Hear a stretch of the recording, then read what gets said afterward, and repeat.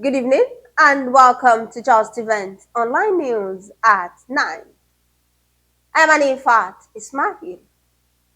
The news headlines. Tinubu signs Northwest Development Commission bill. Nigeria poised to overtake global economies, Shettima says. Kwara government tackles illiteracy with stakeholders meeting.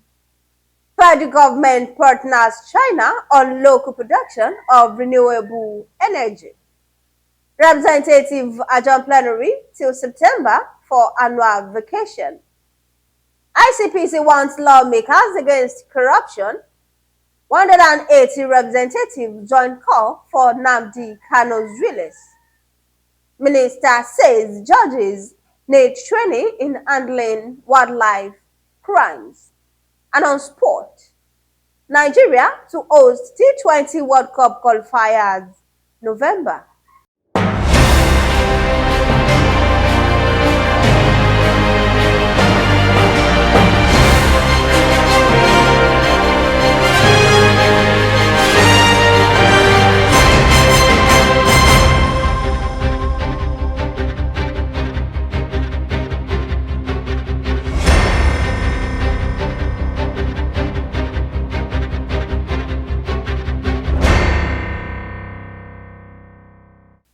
Now the news in details.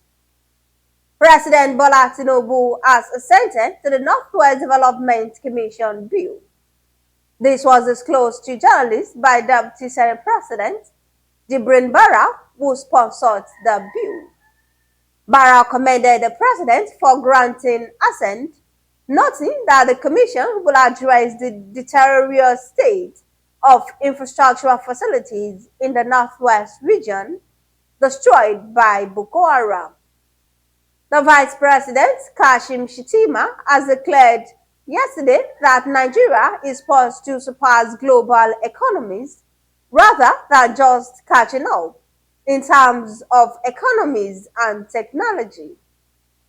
Speaking at the launch of the AI Expertise Blockchain and Technology Training and Outsourcing Initiative in Duse, Jigawa State, Shettima said Nigeria's ambition is to lead the world in innovation and economic growth.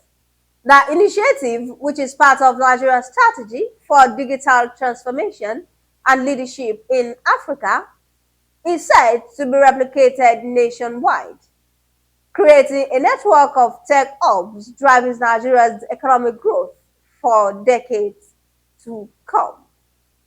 The Kwara state government has convened a crucial stakeholders meeting to address the issue of youth and adult illiteracy in the state. The meeting, organized by the Kwara State Agency for Mass Education, was held at Ministry of Education Conference Room, Ilorin. In her opening remarks, the Honorable Commissioner for Education and Human Capital Development, Ajia Sadatu Madibo commended Governor Abdurrahman Abdulrazak for his unwavering commitment to improving the education sector. She emphasized the need for collective efforts to tackle the out-of-school children. The commissioner also highlighted the state's progress in education while calling for continued collaboration among government agencies, stakeholders and communities to sustain the momentum. Stakeholders meeting of all the interest parties. And like you're aware, there's nothing we can achieve in the basic education sector alone or the senior secondary education alone. We are talking about the State Agency for Mass Education, where we work with the youth and even adults. So it's all about youth and adult literacy. And these critical stakeholders, I would tell you, is a long overdue, yes. I mean, it's not too late, so it's a very good program in a good direction. And I was really excited to listen to one of the learners saying that she was at the vocational skills center for 2 years, where she learned to sew. And when she got admission into the university, she went with the tools and the sewing machine, and she's able to fend for herself without even the parents' input. So we would continue to, as a government, His Excellency is passionate about education. Not just basic, like I said, not just senior secondary education, but even the mass agency for education, mass agency for literacy education to something we are doing to revive that agency, to ensure that people are aware, because a few people are not aware that part of education is functional in the state. So we'll hold, after this stakeholders meeting, we are going to hold an advocacy, sensitize our people in each of the local governments. Then the staff of the agency also will visit local governments to see what is happening firsthand at the different centers that we have in each of the local governments. So basically, it's a very good. Mr. Yusuf Saka, the Executive Director of Kwara State Agency for Mass Education, thanked the governor for his support in empowering the masses through education and skills acquisition. He equally emphasized the importance of the meeting in developing strategies to combat illiteracy and create self-reliance among the population. Saka also called for strengthened collaboration with Kwara State Universal Basic Education Board to optimize resource utilization and achieve common goals.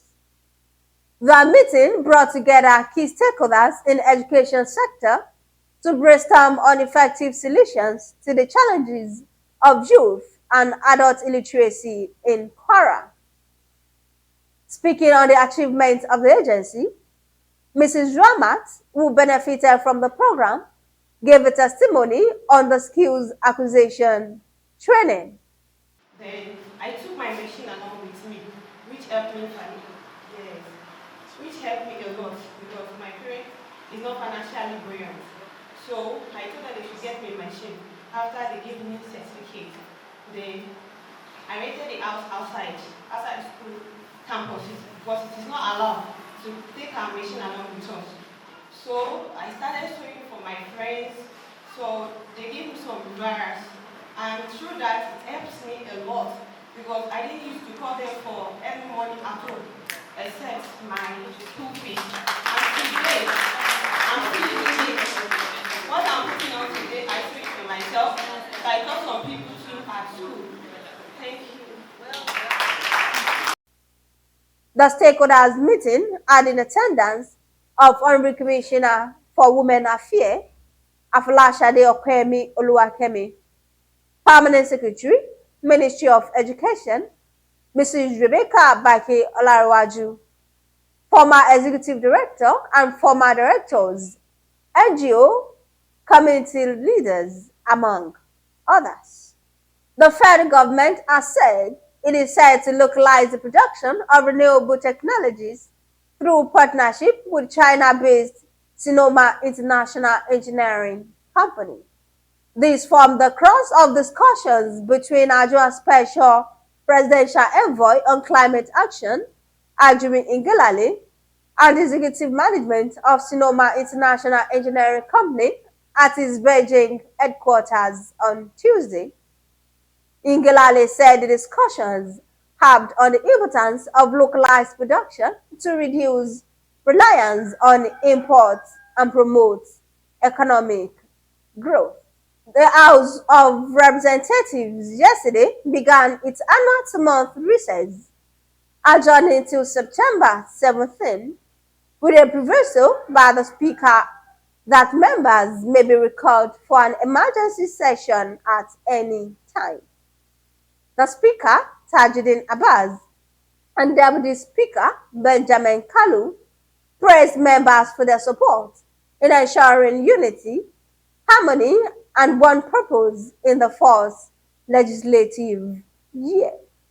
The chairman of the Independent Corrupt Practices and Other Related Offences Commission, Musa Aliyu San, has said the commission would not hesitate to wave the big stick against erring state legislators when necessary.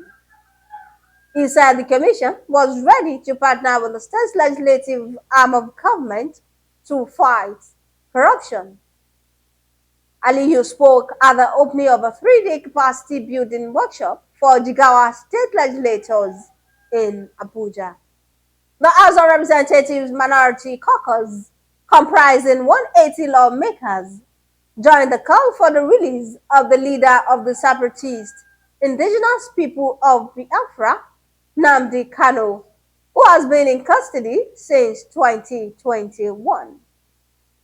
In a meeting held in Abuja, over 180 lawmakers elected on a platform of minority political parties joined the call for Kanu's release. The Minister of Environment, Balarabe Lawan, has said there is need for capacity building in the judiciary for effective prosecution of wildlife crimes.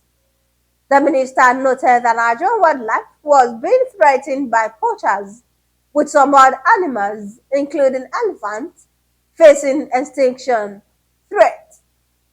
The minister called for collaboration among various ministries and their heads to improve environmental stability and prevent disasters and destruction. The last on the news is sport. Nigeria has been selected as one of the 3 countries to host the first phase of sub-regional qualifiers for the 2026 International Cricket Council T20 World Cup qualifiers. The next qualification pathway event on the road to India and Sri Lanka 2026 for African countries will begin in Tanzania in September, followed by Kenya in October, while Nigeria will welcome 5 other countries in November.